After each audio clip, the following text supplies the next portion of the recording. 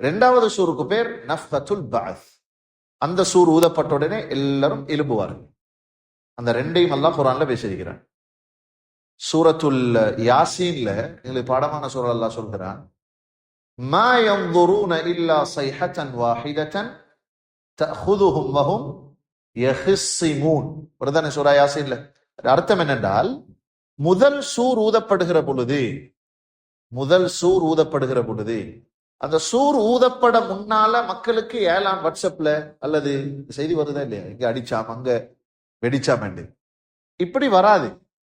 நாளைக்கு அல்லது இன்னும் கொஞ்ச நேரத்துல என்னமோ நடக்க போகுதாம் உலகத்துக்கு, அப்படியெல்லாம் எதிர்வு கூறல்கள் வரமாட்டாது சொன்னாங்க. அல்லாஹ் சொல்கிறான், வஹும் யஹிஸ்ஸிமூன். அவர்கள் அவர்களுடைய வேலைகளில் தர்க்கித்துக் கொண்டிருப்பார்கள். சூரா யாசீன் சொல்ற இதைத்தான், முதலாவது சூரத்தான். சும்மா மக்கள் அவங்களோட எந்த அளவுக்கு ரசூல் ஸல்லல்லாஹு அலைஹி வஸல்லம் சொன்னாங்கண்டா, இந்த ஹதீஸ் சஹீஹ் முஸ்லிம்ல இருக்கிறது, அவ்வலு மன் யஸ்மஉ, அந்த ஊதப்படுகிற சூர முதலாவது கேட்கிறவர் மன் யலூது ஹௌத இப்லிஹி, அவருடைய ஒட்டகம் தண்ணீர் குடிப்பதற்கான தொட்டியை மண்ணெடுத்து முலாம் பூசி கொண்டிருப்பான் ஒருத்தர். என்ன ஃபீலிங்ல அன்றைய காலை அடைஞ்சிப்பான், இன்றைக்கு எப்படியாவது இதை பூசி முடிச்சிடணும், நாளைக்கு ஒட்டகம் வந்து நிம்மதியா தண்ணி குடிச்சோணும். அப்ப அது சினோன்ல உள்ளவன் அழைக்க மாட்டான் இல்லையா?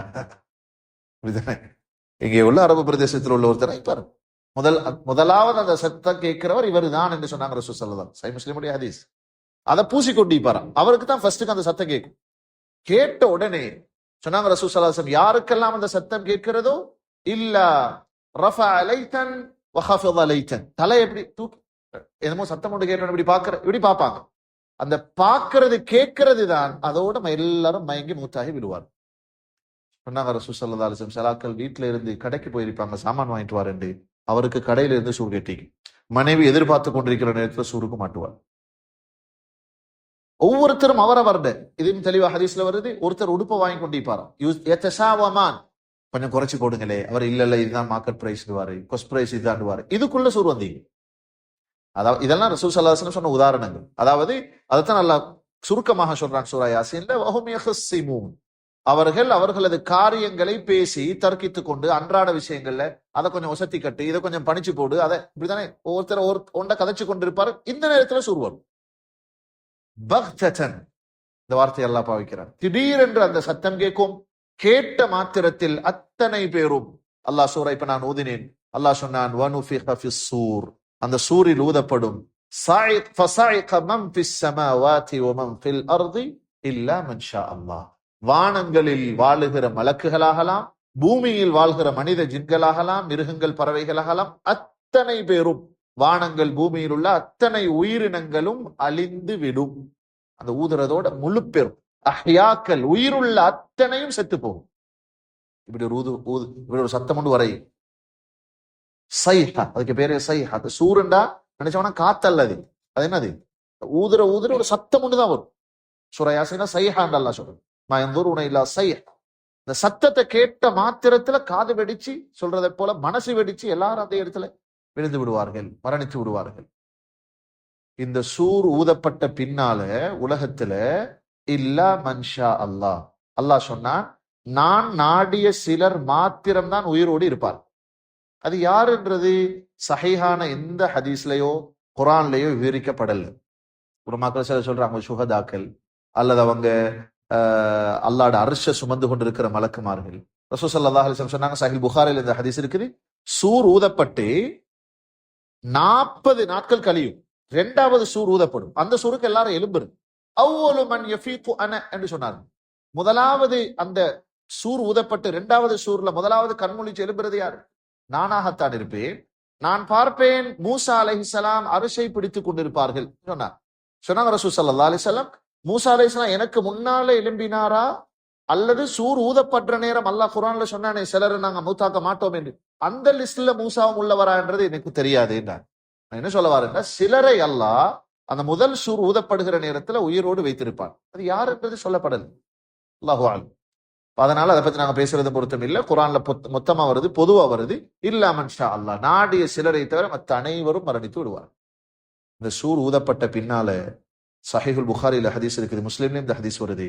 அபூ ஹுரைரா ரலியல்லாஹு அன்ஹு அந்த ஹதீஸுடைய அறிவிப்பாளர் சொல்கிறார்கள், மா பைன நஃபத்தைன், முதல் சூர் ஊதப்பட்டு எல்லாரும் மூத்தா போய் இரண்டாவது சூர் ஊதப்படும், எல்லாரும் எழும்புறதுக்கு. அதுக்கு இடையில 40 கழியும் சொன்னாங்க நபி ஸல்லல்லாஹு அலைஹி வஸல்லம். மக்கள் கேட்டாங்க அபூ ஹுரைரா இடத்துல, 40 40 யௌமன், 40 நாளா?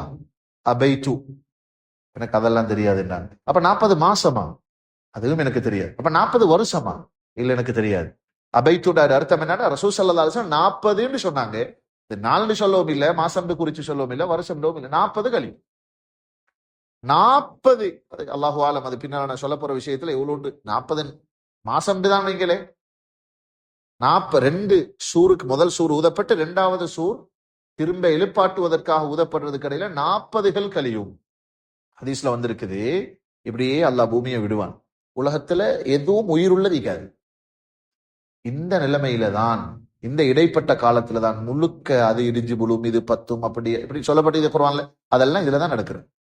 நடந்து முடிஞ்சு இந்த பூமி அப்படியே தரைமட்டமாக்கப்படும், மலை பறக்கும் என்றான் அல்லாஹ் குர்ஆன்ல. வைதல் ஜிபாலு சுய்யரத் அல் காரிஆ மல் காரிஆ வமா அத்ராக மல் காரிஆ யௌம யகூனு الناس كالفراش المبثوث وتكون الجبال كالعهن المنفوش. மலைகள் எல்லாம் பஞ்சு போல பறக்கும். அப்படின்னா என்ன நடக்க போகுது? உலகத்துல ஒரு ஆக பயங்கரமான நிகழ்வு தான் நடக்கிறதாக இருந்தால், ஒரு அணு குண்டு வெடிக்கிறது. அது வெடிச்சா என்ன தாக்கங்கள் உண்டாகும் என்றது இன்றைக்கு அது நிரூபிக்கப்படுகிறது. நாகாசாகியில இங்கெல்லாம் வெடிச்சா இல்லையா, லிட்டில் போய் இதெல்லாம் இந்த ஜப்பான்ல, ஹிரோஷிமால எல்லாம் வெடித்தது. அந்த நேரங்கள் ஏற்பட்ட விபரீதங்கள், அதால உண்டாகின விளைவுகள் இன்றைக்கு வரைக்கும் என்ன செய்யுது பூமியில. அங்கங்க அந்த பகுதிகளில் பிறக்கிறவங்களுக்கு போனவங்க எல்லாம் வந்து சொல்றாங்க. அவ்வளோ ஒரு மனிதனுடைய கண்டுபிடிப்பால ஏற்படுத்தப்படுகிற அழிவுக்கு அவ்வளவு தாக்கம். அல்லாஹ் ஏற்படுத்துற அந்த அழிவு இருக்குது, எல்லாம் பறக்கும், கடல் பத்தும், ஆச்சரியமான விஷயங்கள் அல்லாஹ் சொன்னான் குர்ஆன்ல. இதெல்லாம் நடந்து 40 கழியும் சொன்னாங்க ரசூல் ஸல்லல்லாஹு அலைஹி வஸல்லம். மா மின் ஷைஇன் ஃபீ இன்சான், மனித உடலில் இருக்கிற அத்தனையும் இல்லா யப்லா, அழியும், எல்லாம் அழிஞ்சு போகும். இல்லா அஸ்மன் வாஹித், ஒரே ஒரு எலும்பை தவிர. இந்த ஹதீஸ் சஹீஹ் புகாரில வருது, ஒரே ஒரு எலும்பை தவிர. வஹுவ அஜ்புஸ் தனப், அதுக்கு தான் பேரு வால் எலும்பு. அதுக்கு என்ன பேரு? டேல் போன், வால் எலும்பு. மனிதனுடைய முதுகுல அடிப்பகுதியில வட்ட சின்ன எலும்பு ஒட்டிக்கிறான். இன்றைக்கு நிரூபிக்கப்பட்ட மருத்துவத்தில் நிரூபிக்கப்பட்ட உண்டு, ஒரு டேல் போன், ஒரு சின்ன எலும்பு ஒட்டி. மனிதன் மௌத்தா போனால் எத்தனை வருஷங்கள், இப்ப எங்களுக்கு முன்னால மௌத்தா போனவங்க இந்த ஆதம் அலைஹிஸ்ஸலாத்துல அல்லாஹ் பொதுவாக மௌத்தாகி மண்ணுக்குள்ள வச்சுட்டா, நபிமார்களோட உடலை தவிர மற்ற எல்லாரோட உடலையும் என்ன செய்யும்? பூமி சாப்பிடும். இதுதான் பொதுவான நியதி. எந்த உடலும் மிஞ்சிரல்ல. அல்லாஹ் சிலர கராமத்தாக சிலரோட உடல்ல மிஞ்சி வைப்பான். ஆனா பொதுவான நியதி என்னன்னா, நபிமார்களை தவிர மற்ற அத்தனை பேருடைய உடல்களையும் இந்த மண்ணு தின்னும், சாப்பிடும். நபிமார்களுடைய உடம்பு இருக்குதே, அத ஹதீஸ்ல வந்து இருக்கிறது, சஹீஹான ஹதீஸ். இன்னல்லாஹ ஹர்ரம அலல் அர்தி அஜ்சாதல் அன்பியா, அல்லாஹ் பூமிக்கு, மண்ணுக்கு நபிமார்களது உடலை சாப்பிடக்கூடாது என்று தடை விதித்திருக்கிறான். 1,24,000 நபிமார்களும் அவர்கள் வாழும் பொழுது இருந்த உடலோடு பூமிக்கு கீழால் இப்ப வாழ்றாங்க. அவங்களோட உடம்போட பொடியோடு இருக்கிறாங்க. அவங்களோட முகம், அவங்களோட பல்லு, அவங்களோட கண்ணு, காது, மூக்கு, எல்லா உடலோடு அவர்கள் வாழ்கிறார்கள். இதுதான் எங்களுடைய நம்பிக்கை. ஹதீஸ்.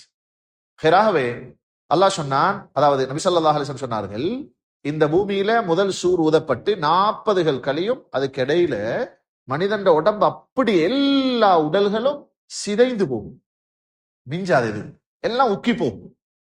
இல்ல ஆமன் வாஹிதன் அஜ்புத் தனப், டேல் போன், வால் எலும்பை தவிர. இப்ப 40 கழிஞ்ச பின்னால, இப்ப யோசிச்சு பாருங்க, 40 கழிஞ்ச பின்னால முழு மனிதன் உடம்புல எல்லாமே சிதைந்து போயிருக்கும், நபிமார்களை தவிர. என்று இருந்தா எவ்வளவு காலம்? இப்ப 40 நாளா? ஒரு ஜனாசா வரைக்கும் 40 நாள் எல்லாம் செஞ்சு போயிருமா? 40 வருஷம், அதை விட கூட மீக்கலாம். 40 வருஷத்திலையும் இல்லாம போகலாம், எல்லாமே அழிஞ்சு போகும். 40 என்று சொன்னது அர்த்தம் என்ன? அல்லாஹ் எங்களுக்கு தெரியும், மாசமும் நாளும் வருஷமும் தான். அதை விட வித்தியாசமான ஒரு கணக்கொண்டு அல்லாஹ் இடத்துல இருக்கலாம். அவ்வளோ காலம் இந்த பூமி சும்மா விடப்படும்.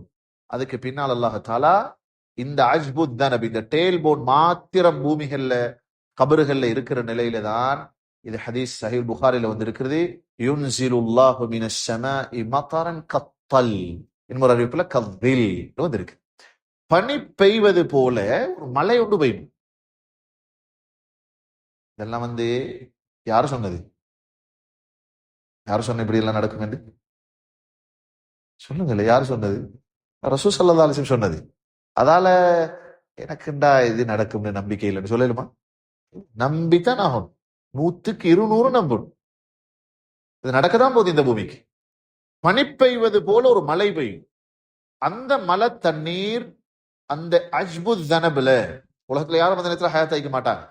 அந்த நேரத்துல பெய்கிற மலை துளியினால் அந்த முதுகெலும்பில், அதாவது அந்த அந்த டேல் போன்ல, அந்த வால் எலும்பில் படுகிற பொழுது எம்புதூன கம தம்புத்துல் பக்கல், சஹீல் புகாரில் இருக்குது. ரசூல் ஸல்லல்லாஹு அலைஹி வஸல்லம் சொன்னார்கள், கீரைகள் அந்த பொதுவா மிச்ச நாளை பொறுப்பு பெய்கிற மலைக்கு காளான் கீரை எல்லாம் பசபசந்து அங்கங்க முளைச்சுமே, இத மாதிரி மனிதர்கள் அந்த தண்ணி பட்ட உடனே எழும்புவார். எல்லாரும் எழும்புவார், முளைத்து எழும்புவார். அந்த நேரத்துல தான் 2வது சூர் ஊதப்படும். முதல் சூர் ஊதப்பட்ட உடனே எல்லாரோட உடம்புல இருந்தும் பிரிஞ்ச ரூஹ் இருக்குதே, அது போய் தங்குற இடம் தான் அவங்க வச்சிருக்கிற இந்த சூர். யோசிச்சு பாருங்க எவ்வளவு பெரிய சூறாய்க்கு. இஸ்ராஃபீல் அலைஹிஸ்ஸலாத்துல படைகோலம் இருக்குது சில ஹதீஸ்கள். அவருடைய வாயில இருக்கிற சும்மா நினைச்சவான சும்மா சின்ன ஒரு சூர் உண்டாய்க்கும் என்று முழு உலகத்துடைய மக்களோட ரூஹையும் அல்லாஹ் அந்த சூருளுக்கு தான் மீட்டுவான், அந்த குழலுக்கு தான் மீட்டுவான்.